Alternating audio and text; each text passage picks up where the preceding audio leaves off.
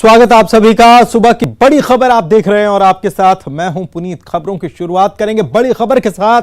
भोपाल में income tax ने red मारी है। पुराने भोपाल में चौक बाजार समेत कई जगहों पर यह छापे की कार्रवाई की गई है और सर्वे चल रहा है। आय से अधिक संपत्ति का यह पूरा मामला है। एक आईपीएस अफसर के करीबियों को यहां पर रेड पड़ी है। करोड़ों रुपए की काली कमाई का खुलासा होने की आशंका बनी हुई है, संभावना बनी हुई है। दिल्ली से इनकम टैक्स की रेड करने के लिए ये टीम आई हुई है। काली कमाई को सफेद करने के लिए इन्वेस्टमेंट किया गया था। ये जो जानकारी, शुरुआती जानकारी इस इनकम टैक्स रेड के बारे में मिली वो आपको बता रहे हैं। भोपाल में बड़ी कार्रवाई देखने को मिली है। पुराने भोपाल में चौक बाजार समेत कई जगहों पर यह छापे की कार्रवाई की गई है। आय से अधिक संपत्ति का यह पूरा मामला है।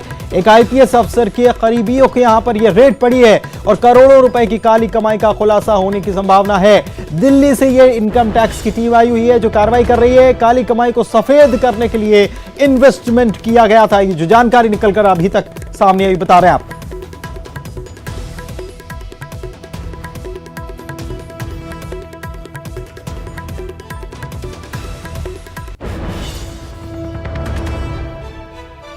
तस्वीरें आपको दिखा रहे हैं पुराने भोपाल के चौक बाजार स्थित जगह पर छापे की कार्रवाई और इसके अलावा और भी कई जगहों पर छापे की ये कार्रवाई की गई है। और खास तौर पर ये टीम दिल्ली से आई है।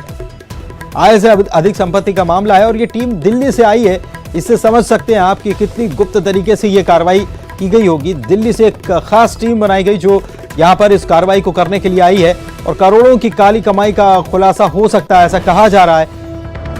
आपको यह भी बता दें कि ये जहां रेड पड़ी है ये आईपीएस अफसर के करीबी बताए जाते हैं जिनके ये रेड पड़ी।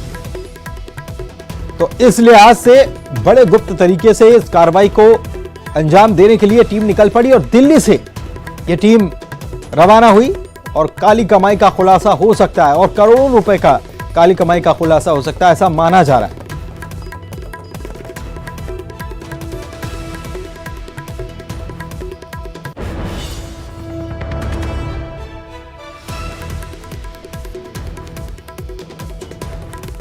सबसे पहले तस्वीर आपको दिखा रहे हैं।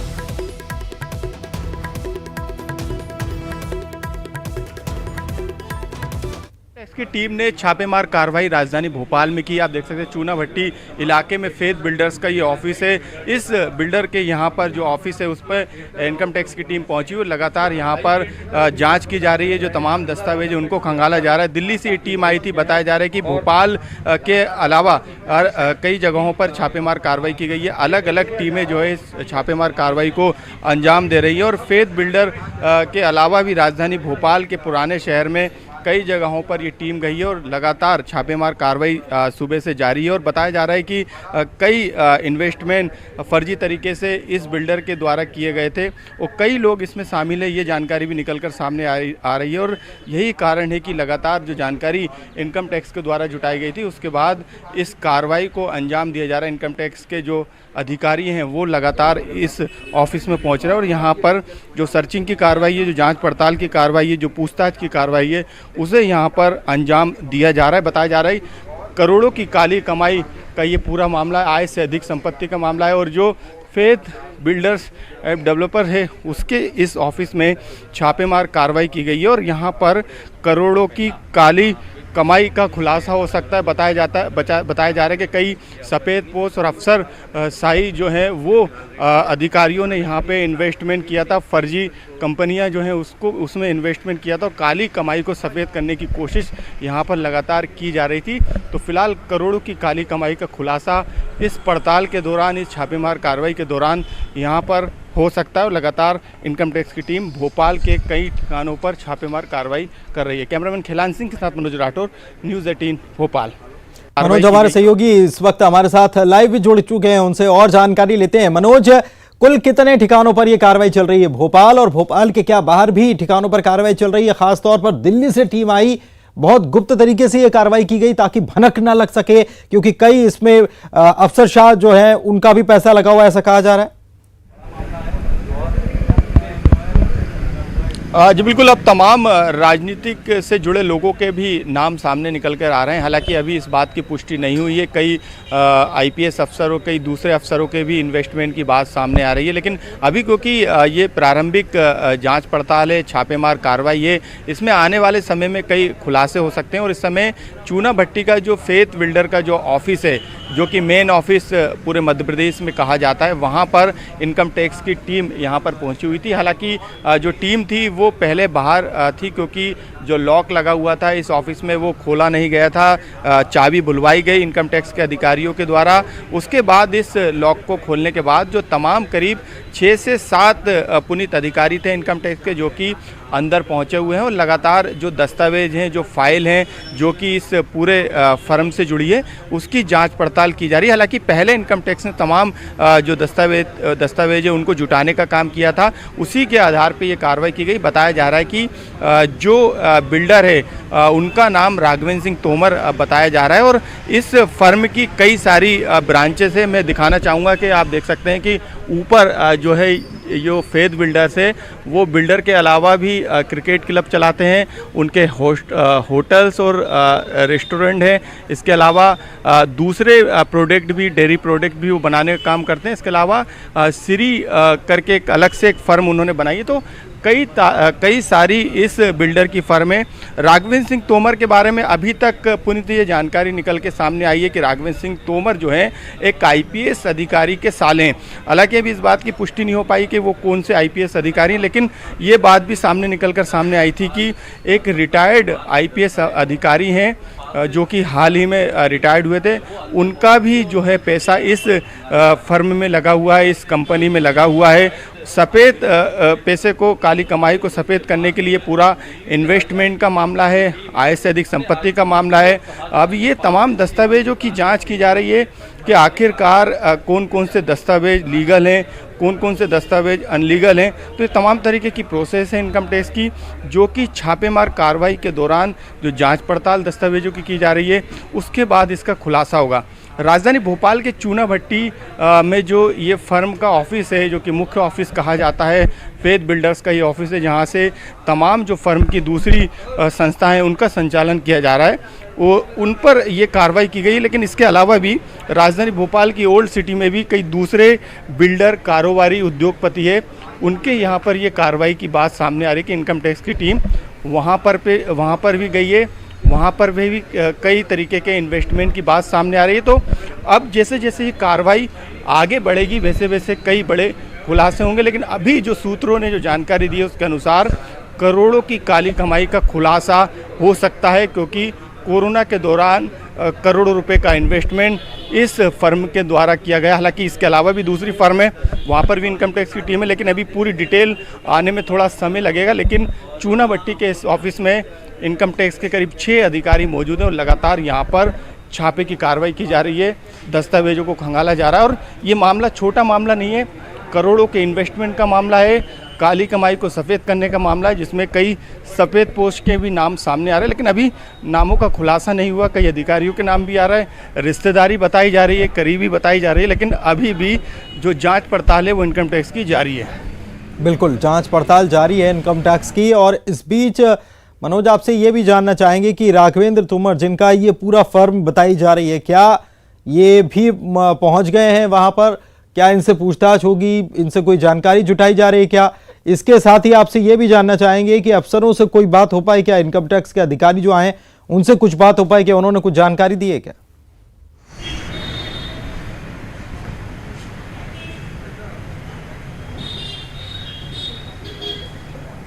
लगता है कि संपर्क कट गया है मनोज से। कोशिश करेंगे संपर्क फिर से जोड़ने के। लेकिन यह तस्वीर आपको दिखा रहे करोड़ों की काली कमाई का खुलासा होने की संभावना है। और यह भी कहा जा रहा है कि कई सारे लोग, सफेद पोश जो लोग हैं, उन्होंने अपनी काली कमाई को सफेद करने के लिए यहां इन्वेस्टमेंट कर रखा था। अभी तक नाम हालांकि बताए नहीं जा रहे हैं, लेकिन बताया ये जा रहा है कि बहुत सारे लोग हैं, राजनेता भी इसमें जुड़े हुए हैं, ये भी कहा जा रहा है। और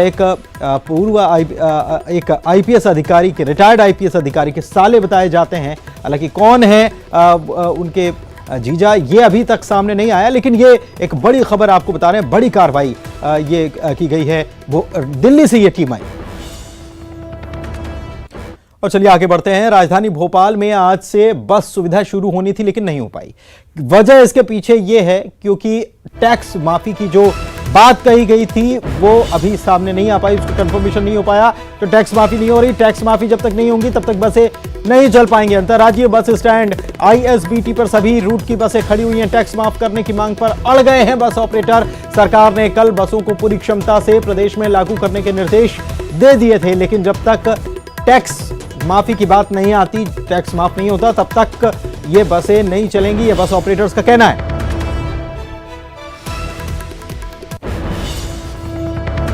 प्रदेश में आज से बसों का संचालन शुरू होना था, लेकिन बसों का संचालन शुरू नहीं हो पाया। इस समय मैं राजधानी भोपाल के ISBT बस स्टैंड पे मौजूद हूँ और यहाँ पे देख सकते हैं तमाम जो गाड़ियाँ हैं वो यहाँ पर खड़ी हुई हैं। बसों का संचालन के जो आदेश सरकार ने दिए थे वो आदेश का पालन यहाँ पर नहीं किया जा रहा है। इसके पीछे वजह ऑपरेटरों की ये बताई जा रही कि जो टैक्स माफ़ करने की मांग उनकी थी उसको सरकार के द्वारा पूरा नहीं किया गया। यही कारण है कि जो बसें हैं वो बस स्टैंड पर खड़ी हुई है। राजधानी के जो दूसरे बस स्टैंड है वहाँ पर भी बसें खड़ी हुई हैं। हालांकि कुछ दिनों पहले 4 से 5 दिन पहले बसों का संचालन शुरू हुआ था कुछ दूरी के लिए, लेकिन इसके बावजूद आज से पूरी क्षमता से बसों का संचालन शुरू होना था। बस सुविधा आम जनता के लिए शुरू होनी थी, लेकिन उसको शुरू नहीं किया गया। इस पर अभी भी जो है संशय की स्थिति बनी हुई है क्योंकि जो मांग है उसको पूरा नहीं किया गया। यहाँ पे आप देख सकते हैं कि जो ऑपरेटर्स हैं और जो ड्राइवर हैं वो मौजूद हैं। हम बात करेंगे। भैया, शुरू हुआ बसों का संचालन? अभी नहीं हुआ भैया, अभी जो बोला था अभी चालू होने के लिए वो अभी तक चालू नहीं हुआ। मतलब हद से ज़्यादा परेशानी हो रही है हमको भी, सभी को, वर्कर को भी, सबको, सब अपने अपने के क्या काम धंधा मिल नहीं रहा और गाड़ी चल नहीं रही है। और वो टैक्स है, जो टैक्स भी माफ़ नहीं हो रहा है। ये बताइए कि जो कुछ बसें हैं जिनका संचालन 4 से 5 दिन पहले कुछ बसें चल रही हैं प्राइवेट ट्रेवल्स की, कौन कौन सी बसें हैं जो कहाँ चल रही हैं? अभी इंदौर जाती है 2 गाड़ी बस। अच्छा। 2 गाड़ी जाती है और हंस की आती है उधर से। अच्छा। एक दीप आती है। इंदौर के अलावा और कहीं नहीं जाती है। बिल्कुल, जिस तरीके के जो आदेश जारी किए गए थे कल CM शिवराज सिंह चौहान ने समीक्षा की थी, उसके बाद ये निर्देश दिए थे कि जो तमाम जो बसें हैं वो पूरी क्षमता के साथ उनका संचालन शुरू होगा। यात्रियों को जो दिक्कत आती है वो दिक्कत अब नहीं आएगी, लेकिन ये बस का जो संचालन है वो शुरू राजधानी भोपाल के बस स्टैंड पर नहीं हो पाया। यही स्थिति दूसरी जगहों की भी बताई जा रही, क्योंकि जो मांग की गई थी बस ऑपरेटरों के द्वारा टैक्स माफ़ करने की, क्योंकि कोरोना के दौरान उनकी बसें नहीं चली थी, लगातार उनकी तरफ से मांग की गई थी। लेकिन सबसे बड़ी वजह यही है कि बसों को संचालन इसलिए नहीं किया जा रहा है क्योंकि उनकी मांगों को जो है सरकार ने नहीं माना है। कैमरामैन खिलान सिंह के साथ मनोज राठौर, न्यूज़ 18 भोपाल। मनोज हमारे सहयोगी हमारे साथ लाइव भी इस खबर पर भी जुड़े हुए हैं, उनके पास चलते हैं। मनोज, आखिर इतनी असमंजस की स्थिति क्यों है? कल सरकार बोलती है कि बस चल जाएगी और बस ऑपरेटर्स की तो मांग ही थी कि आप टैक्स माफ़ करिए, लेकिन सरकार माफ़ नहीं करती और आज सुबह पता चलता है कि उसके पहले सुबह तक ये खबर रहती है कि ये बस चलने वाली है और फिर कुछ देर में खबर आती है कि बस नहीं चलने वाली। ऐसी असमंजस की स्थिति क्यों? जी बिल्कुल, जब तक बसों का टैक्स जमा नहीं होगा वो सड़कों पर नहीं चल सकती है, ये बात सबको पता है। हालांकि इसके बाद भी सरकार ने आदेश जारी किए और पूरी क्षमता के साथ, यानी उसमें पूरे सवारी जो रहेगी, जितनी क्षमता है बस की उतने यात्री उसमें बैठ सकेंगे, इस तरीके के आदेश सरकार के द्वारा जारी कल किए गए थे। और साथ में ये कहा गया था कि तमाम गाइडलाइन का पालन किया जाना चाहिए बस ऑपरेटरों के द्वारा। लेकिन जब सुबह की स्थिति देखी गई तो जो बस स्टैंड है वहाँ पर बसों का संचालन पूरी तरीके से बंद है। उनका यही कहना था कि जो कोरोना के समय जो बसों का संचालन नहीं हुआ तो वो टैक्स क्यों दें, जब बसें चली नहीं तो वो टैक्स किस बात का दें। हालांकि कल गोविंद सिंह जो कि परिवहन मंत्री हैं उन्होंने ये साफ तौर से कहा था कि मुख्यमंत्री से उनकी बातचीत हुई है और जो टैक्स है करीब 5 महीने का उसको माफ़ करने की जो बातचीत है वो सफल हो सकती है। हालांकि उस पर अभी तक कोई बड़ा फैसला सरकार के द्वारा नहीं लिया गया। यही कारण है कि पुनीत अभी तक प्रदेश में राजधानी भोपाल में तो कम से कम जो बस ऑपरेटर हैं वो इस मांग को पूरा करने की बात को लेकर रहे हैं कि उनकी मांग को यदि पूरा नहीं किया जाएगा तब तक वो बसों का संचालन नहीं करने वाले। बहुत बहुत शुक्रिया आपका इस जानकारी के लिए मनोज। तो साफ तौर पर कह दिया है कि जब तक 5 महीने का जो टैक्स माफी की जो बात कही जा रही थी, जब तक टैक्स माफ नहीं करेंगे, क्योंकि बसें चली रही तो टैक्स क्यों दिया जाए, और जब तक टैक्स माफी नहीं होगा तब तक बसों के पहिए नहीं चलने वाले। आगे बढ़ते अगली खबर की बात करते हैं। छतरपुर से खबर, जहां पर 6 साल के मासूम के अपहरण के मामले में, अभी बच्चे का नाम था, इस मामले में अपहरण कांड के चारों आरोपियों को गिरफ्तार कर लिया गया, दबोच लिया गया। 2 आरोपियों को ग्रामीणों ने पकड़ लिया, खोप गांव के ग्रामीणों ने पकड़कर इनको पुलिस को सौंपा है, और अपहरण के बाद पहाड़ी पर ही यह आरोपी छिपे थे। 2 आरोपियों के नाम किशन अहिरवार और संजू पटेल बताए जा रहे। आज सुबह 6 साल के मासूम अभी को छुड़ाया गया। सुबह 4 बजे पुलिस ने बच्चे को निवाड़ी की पहाड़ी से बरामद किया। कल दोपहर घर के बाहर खेलते हुए ये बच्चा अगवा कर लिया गया था। अपहरणकर्ताओं ने 1 करोड़ की फिरौती मांगी थी, बाद में ये रकम 10 लाख और फिर बाद में कुछ और रकम हो गई।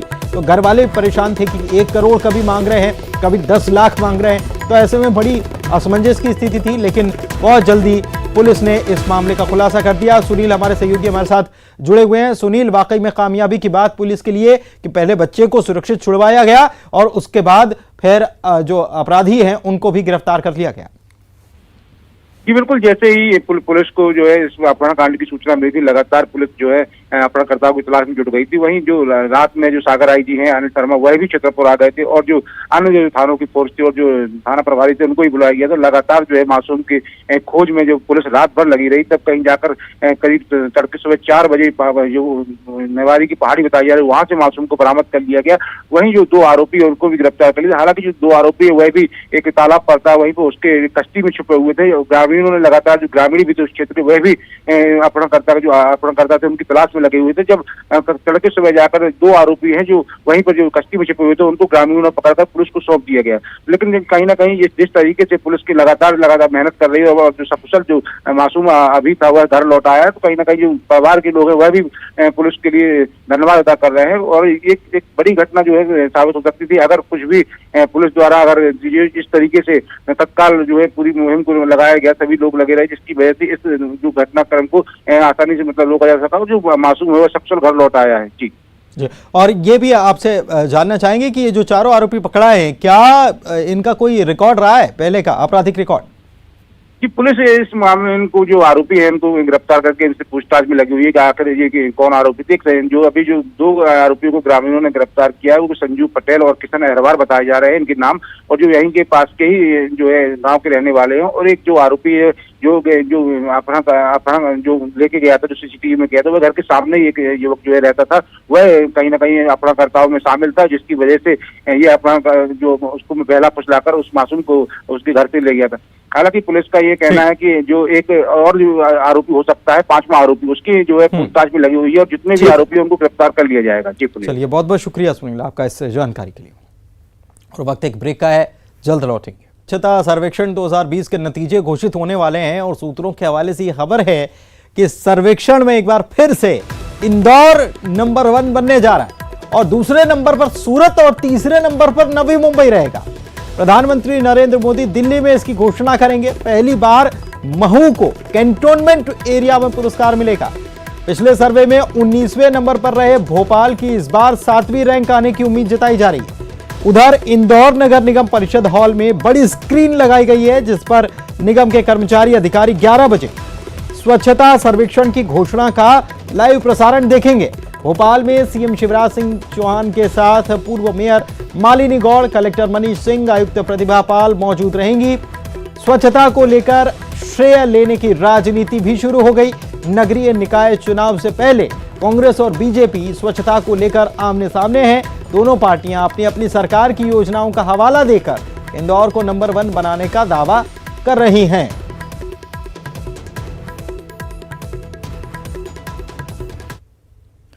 और इसी के साथ इस बुलेटिन में फिलहाल इतना ही। नमस्कार।